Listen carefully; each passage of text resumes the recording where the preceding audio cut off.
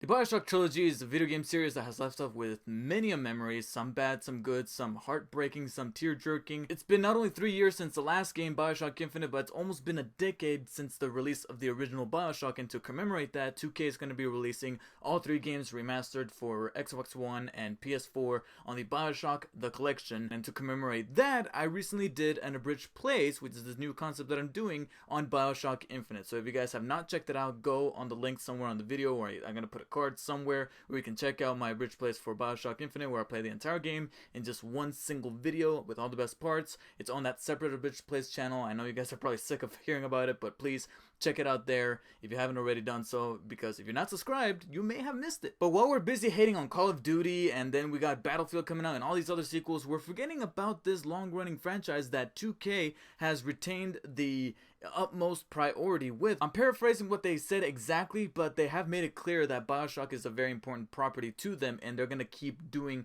more. They're just going to take their time with it. They're not going to make it an annualized franchise. They're going to try to retain the quality of those games as much as possible. Whether or not that's going to be affected by the shutdown of Irrational Games, which is the developing company that was behind all these games back when it was called 2K Boston with Bioshock 1 and 2, and now Irrational Games with Bioshock Infinite, as well as their lead creative director Ken Levine, who's not going to be involved in any future Bioshock games. The ultimate question is, where do we stand with Bioshock 4? Let's get something straight here.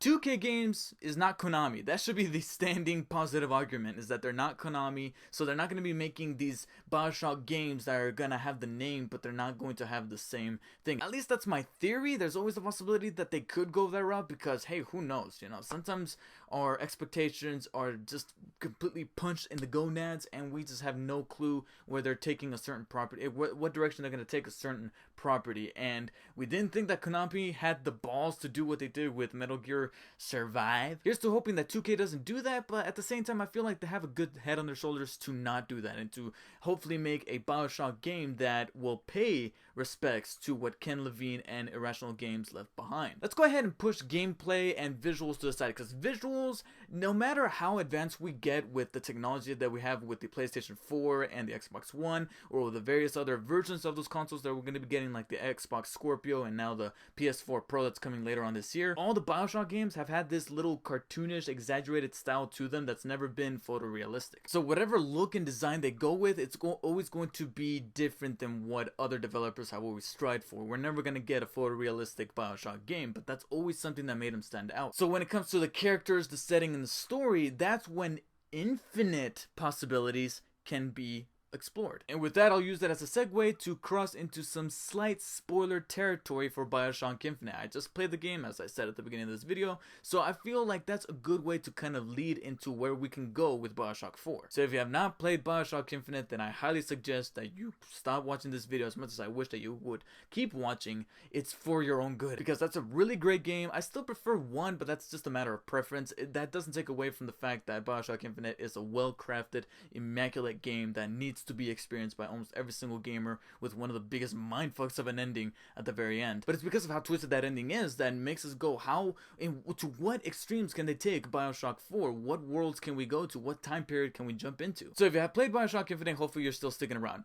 At the end of Bioshock Infinite, we find out that there's just infinite worlds, infinite possibilities, to the point where we go from the city of Columbia to the depths of Rapture within the same game. And I have not played it, so I can't get into too much detail, but hopefully none of you guys do so just yet.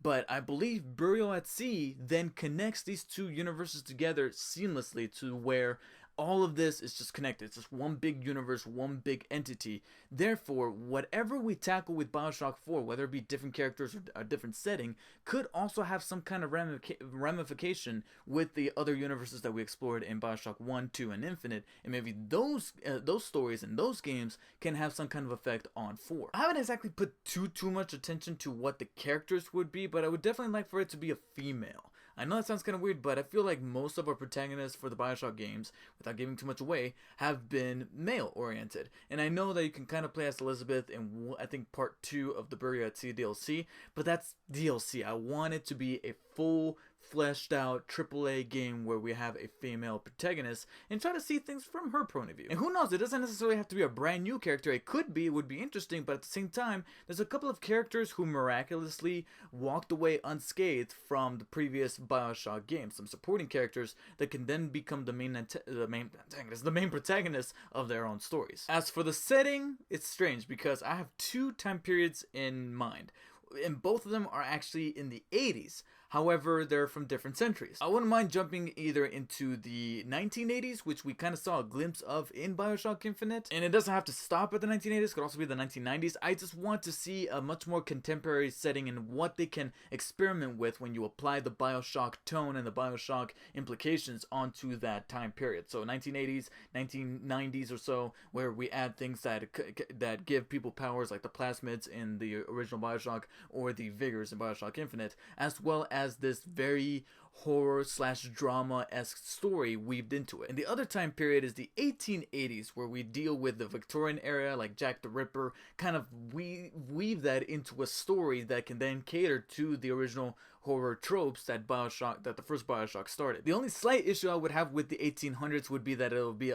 just a little too close to what we actually did end up with in Bioshock Infinite, because that took place in 1912. And if 2K were to go ahead and put a second character that follows you along like Elizabeth in Infinite, then go ahead and make them playable, whether it be with the single player and be able to switch between characters just like GTA 5 was able to do there, or give the players an option to do co-op, whether it be online or locally, so that the two of you can cruise through the campaign together and to hopefully develop some kind of bond similar to those of the characters involved. And of course, no matter what they tackle in Bioshock 4, one thing that they need to keep intact with the previous Bioshock games that makes those games so strong, and not only just video games but also parts of culture, is the fact that they do tackle some serious issues. Bioshock 1 and 2 tackled very serious dilemmas when it came to atheism, religion, as well as the industrial period. And then we got Infinite, where it got very blown when it comes to exploring racism and religion as well. No matter what time period they decide to explore, Bioshock 4 needs to keep that in mind, where they need to tackle these issues. Don't preach too much about it, but let it be an important factor, whether it be exploring the world or even the story itself when that game comes around. So those were my very quick thoughts on what I would like to see out of a fourth Bioshock game, should there be one. But I think the most important thing that 2K needs to keep in mind is to make the game very respectable to the previous games headed up by Ken Levine and Irrational Games, because with them not being in the picture, it's very hard to not get worried about that fourth entry, because we're seeing it happen right now with Konami and fucking Metal Gear Survive. I wouldn't feel as much anguish with a company like 2K, but hey, money talks. So if they were to go ahead and look at the figures of how some of those games, like the Call of Duty games and all that stuff, that particularly first-person shooters, rake in, it's very easy to give into that temptation. It's very easy for a company to give into that temptation and then decide to put out a game like that instead of the games that we have been getting for almost the past decade with this original trilogy. So please let me know in the comments, if they were to make a Bioshock 4,